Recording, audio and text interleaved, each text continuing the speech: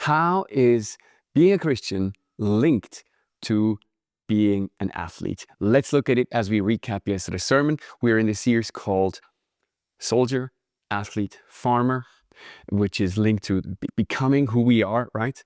And so we looked at the first one, soldier, last week. This week, it's about being an athlete. Sarah preached mainly on Hebrews 12, where it says, therefore, since we're surrounded by so great a cloud of witnesses, let us lay aside every weight and sin which clings so closely, and let us run with endurance the race that is set before us, looking to Jesus, the founder and perfecter of our faith, who for the joy that was set before him endured the cross, despising the shame, and is seated at the right hand of the throne of God.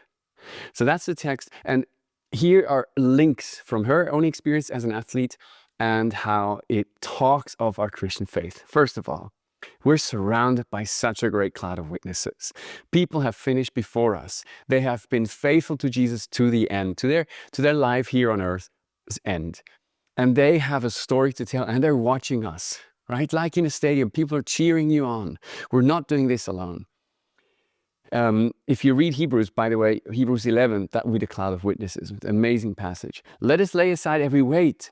There's things holding you down, disappointments, hurt. There's ways to make your walk with Jesus unnecessarily harder. Holding on to possessions sometimes. There are many distractions on the way, and laying them down is the right way to do it. Lay aside every weight and sin, which clings so closely. So there's things that are just a hindrance, and there's things that are actually just plainly sinful, right? And it clings so closely, which also means like, watch your back. If you fall back, if you start to get lazy and distracted, that's when it can hit you. And let us run with endurance the race that is set before us. Something that Sarah said that was so striking is that as a Christian, you cannot afford to take 5 weeks of a break of your own faith.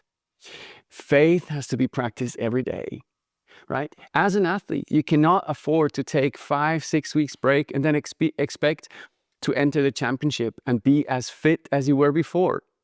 We atrophy. And so endurance is not just endurance in the sense of like keeping on, but endurance also is like steady, consistent, repetitive discipline. And that sounds almost a bit unromantic because we're from the relational Christian corner, right? We're like, we won't belong to Jesus and he loves me, this I know, for the Bible tells me so. Yes. But even if you think of a relationship, what does it live from? Well, repeated, deep, heart-to-heart connections. That's what makes a relationship. Not, the memories of the past or the, I don't know, like the good things that we've experienced once, 10 years ago.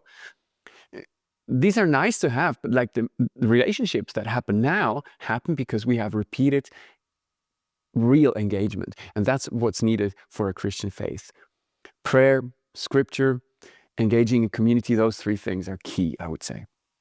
Then, looking to Jesus, the founder and perfecter of our faith. Jesus is not an armchair expert or armchair coach that goes like, you're running too slow or something like that. He is running before you. He has run the race before you, and it has cost him everything. And the price he paid was for a crown everlasting. Look at this. Who for the joy that was set before him endured the cross. Yes, there's endurance in faith. Despising the shame. Yes, there is shame sometimes, and he is seated at the right hand of the Father. But yes, if you pay the price, you will gain the prize. God has something for those who endure. Now, here's a practical takeaway. If you get tired from Christianity, think of this. Am I looking at this as just a set of rules that I have to live, or is it a relationship that I want to keep on improving every day? I catch myself sometimes, and I feel like, today I don't feel like praying, and I'm like, hang on a second. Prayer is work, yes, but it's also just communing with the living God. Why would I miss that? Why would you miss it today? If you're a Christian, engage with God today. That's the takeaway. God bless you guys. Have a wonderful week.